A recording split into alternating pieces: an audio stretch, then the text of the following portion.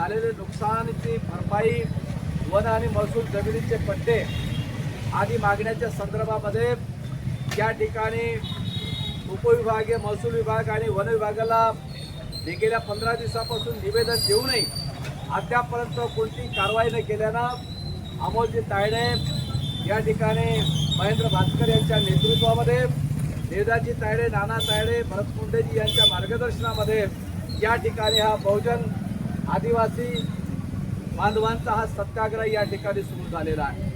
या सत्याग्रहाच्या निमित्तानं आपल्या सर्वांना एकच सांगणं आहे की जोपर्यंत आपल्या भूमीच्या भूमी हक्क, सामाजिक न्याय आणि त्यांची भूमीची कर्जमुक्तीच्या संदर्भामध्ये आपली लढाई आपण गतिमान करणार नाही, तोपर्यंत आपल्या अधिकार आणि हक्काकडेच्या लढाईकडे प्रशासन आणि सरकार कोणत्याही परिस्थितीमध्ये गांभीर्यानं लक्ष देणार नाही। म्हणून आपला हा लढा गांभीर्यानं पुढे नेण्याच्यासाठी आपण सर्वांनी या ठिकाणी जी शक्ती दर्शवलेली आहे त्याबद्दल आपल्या सर्वांचं मी या ठिकाणी मनपूर्वक अभिनंदन करतो आणि या ठिकाणी आपल्या संघटनेचा जयघोष करून आपल्या ज्या मागण्या आहेत त्या मागण्या सरकारपर्यंत पोहोचवण्यासाठी आपण जयघोष करूया। भूमी मुक्ती मोर्चा जिंदाबाद जिंदाबाद जिंदाबाद। थोडासा आवाज सगळ्यांचा द्या। भूमी मुक्ती मोर्चा जिंदाबाद जिंदाबाद जिंदाबाद। जो जमीन सरकारी है, जो जमीन सरकारी है, एकच नारा, एकच नारा, भूमीनांना महसूल जमिनीचे पट्टे मिळालेच पाहिजे, भूमीनांना महसूल जमिनीचे पट्टे मिळालेच पाहिजे, आदिवासी बहुजन समाजाच्या लोकांना वन जमिनीचे पट्टे मिळालेच पाहिजे, आदिवासींचे वन हक्क दावे फेर दावे स्वीकारलेच पाहिजे, शेतकऱ्यांना अतिवृष्टीग्रस्त शेतकऱ्यांना नुकसान भरपाई मिळालीच पाहिजे, रमाई, शबरी आणि ओबीसी घरकुल धारकांना जमीन जागेचे पट्टे मिळालेच पाहिजे, ओबीसी, रमाई, घरकुल आणि शबरीच्या लाभार्थींना त्यांना घरकुलाचे पट्टे मिळालेच पाहिजे, जो जमीन सरकारी है। या ठिकाणी आपण नुकताच एसडीओ साहेबांना सूचना देऊन आलेलो आहे की जर का येत्या 8 दिवसामध्ये या ठिकाणी संघटनेच्या प्रमुख नेत्यांची बैठक होऊन पाडण्याची पूर्तता जर का केली नाही तर आपल्या या जळगाव जामोद उपविभागीय महसूल आणि वन विभागाच्या विरुद्ध तीव्र स्वरूपाचा आंदोलनाचा इशारा या ठिकाणी दिलेला आहे आणि हा इशारा दिल्यानंतर या ठिकाणी एसडीओ साहेबांनी आपल्याला येत्या 8 दिवसामध्ये आपल्या तिन्ही विभागाच्या अधिकाऱ्यांची बैठक बोलून आपल्या संघटनेच्या मागण्या मार्गी लावण्याचं आश्वासन दिलेलं आहे। त्यामुळे आज आपण या ठिकाणी आपल्या ज्या समस्या आहेत त्या समस्याच्या बाबतीमध्ये आपल्या सर्वांचा सर्व इकट्ठा करून पुन्हा एक निवेदन आपण गेल्या 1-1.5 तासामध्ये या ठिकाणी प्रशासनाला सादर करणार आहोत। त्यामुळे पुन्हा एकदा आपण जर का प्रशासनाला आपल्या मागण्यांची पूर्तता जर केली नाही तर प्रशासनाच्या विरुद्ध तीव्र स्वरूपाचा लढा आपण उभारल्याशिवाय राहू नका असं आपल्या सर्वांना आवाहन। आदिवासी पारंपरिक अनेक वर्षापासून त्या जंगलामध्ये राहून आपल्या हक्कासाठी जी जमीन कसत आहे त्यांना ते त्यांच्याकडे काही जे अशिक्षित असल्यामुळे काहींकडे कागदपत्राचे पुरावे नसल्यामुळे त्यांचे दावे वन हक्क समित्याकडून अजूनपर्यंत पात्रता त्याची निश्चित सुद्धा पंचायतच्या वन हक्क समित्याकडून झालेली नाही। नुकतंच या ठिकाणी उपविभागीय अधिकारी काळेसाहेबांची चर्चा करून त्यांनी सांगितलं की या विभागातल्या ज्या गावगावच्या वन हक्क समित्या आहेत त्या वन हक्क समित्या पूर्णपणे कार्यान्वित करून त्या लोकांचे जे वन दावे आहेत ते वन दावे त्या ठिकाणी ते पात्र ठरत असतील तर त्यांना पात्र करण्याबाबतचा वन हक्क समितीचा ठराव तात्काळ घेण्यात यावा। ग्रामपंचायतच्या वतीनं ग्रामसभा घेऊन त्यामध्ये ते मंजुरात त्यांना द्यावी आणि जर ते होत नसतील तर ते अपात्र त्यांनी करावे। अपात्र जर केलं तर त्याला अपीलमध्ये जाता येईल। या ठिकाणी उपविभागीय अधिकारी यांनी आपल्या या भागातल्या ज्या जमिनी आहेत त्या जमिनी काही जमिनी महसूल आहेत आणि काही जमिनी वन जमिनी आहेत। 1990च्या शासन निर्णयाप्रमाणे त्यांनी वन जमिनी महसूल जमिनीचा दावा केला तर त्या वन जमिनी सांगतात प्रशासनाच्या वतीनं आणि वन जमिनी म्हणून जर वन दावा दाखल केला तर ते महसूल जमिनीचं सांगतात। अशा सरकारच्या प्रशासनाच्या गिगा परिस्थितीमध्ये सरकारचे केंद्र सरकार आणि राज्य सरकारचे निर्णय असताना भूमीनांना जमिनीचे पट्टे देण्याचे निर्णय असताना सरकारच आपल्या त्या भूमीनांना जमीन देण्यापासून वंचित करत आहे। एकीकडे त्यांच्या 1990 पूर्वीच्या लोकांना पट्टे देण्याच्या अनेकांना त्यांना अपात्र ठरवलेला आहे, त्यांना जमीन मिळत नाही. आणि त्या 2006चा जो या ठिकाणी जिल्हाधिकारी साहेबांच्या आदेशानुसार या ठिकाणी या भागातल्या हजारो हेक्टर जमीन ही महसूलची होती. ती महसूलची जमीन वनजमीन करून टाकली आणि त्या महसूलच्या वनजमीन केल्यामुळे त्यांना शासनाच्या 91च्या निर्णयाप्रमाणे जमीन मिळू शकली नाही.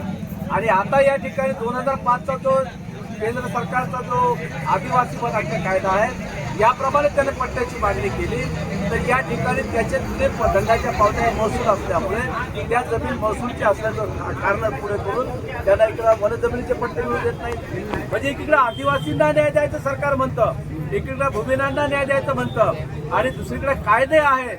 या दोन्ही गोष्टी असताना सरकार आणि प्रशासन जाणीवपूर्वक आदिवासींना आणि महसूल जमिनीवरच्या गोरगरिबांना पट्टे देण्यापासूनचा वंचित ठेवण्यासाठी दोषी हे सरकार आहे, सरकारचं प्रशासन आहे. आमचं सरकारला एक सांगणं आहे की जर का राज्यातील या भूमिनांचं आर्थिक उत्थान खरोखर राज्य सरकारला करायचं असेल, शेतकऱ्यांच्या आत्महत्या जसं झाल्या त्या आत्महत्येची दखल घेऊन त्यांची हजारो कोटी रुपयाची कर्जमाफी मागेही एकदा झाली, आताही पुन्हा सरकारनं घोषणा केली. परंतु या ठिकाणी जो भूमिहीन शेतमजूर आहे, जो शेतकऱ्यांच्या शेतामध्ये राबतो आणि राबून त्याच्या शेतकऱ्यांचं कृषी उत्पादन वाढवतो, त्या शेतकऱ्यांच्या कृषी उत्पादन वाढवणाऱ्याकडे सुद्धा छोटी छोटी त्यांच्याकडे कर्ज आहेत. त्या कर्जाच्या बाबतीमध्ये राज्य सरकारनं अजूनपर्यंत कोणता निर्णय घेतला नाही. त्यांनी या जमिनीच्या पट्ट्यासाठी अकोला जिल्ह्याच्या महुबाई राठोडनं त्या ठिकाणी आत्महत्या केली, रंगराव पवार यांनी आत्महत्या केली, सरकारनं दखल घेतली नाही. चिखली तालुक्यातील द्यानमग जाधव नावाच्या माणसानं जमिनीच्या पट्ट्यासाठी आत्महत्या केली, दखल घेतली नाही. जागेच्या पट्ट्यासाठी खामगाव तालुक्यातल्या चितोडा गावच्या विलास तिडके नावाच्या माणसानं आत्महत्या केली, अजूनपर्यंत त्याला सरकारच्या वतीने पट्टा मिळाला नाही. हे झालं विदर्भातलंच नाही तर या ठिकाणी आपण या ठिकाणी उत्तर महाराष्ट्रामध्ये गेलं तर नांदवेलच्या प्रल्हाद वानखडे या माणसानं वनजमीन काढली, त्यासाठी सुद्धा त्याला आत्महत्या करावी लागली, अजूनपर्यंत सरकारने घेतली नाही. आमचा तिथल्या पवार आहे बदापुरी या ठिकाणी मोरझिरा शिवारातल्या आमचा परशुराम पवार जो आदिवासी आहे, याच्या मुलांनी या वर्षीच्या मागच्या वर्षीचं शेती पेरली, त्या शेती पेरणीमध्ये चांगलं पीक आलं आणि वन विभागाने त्याचा हस्तक्षेप केला आणि हस्तक्षेप केल्यामुळं त्याच्या शेतामध्ये ढोरं घालून त्याची पिकं उद्ध्वस्त करण्याचं कारस्थान केलं.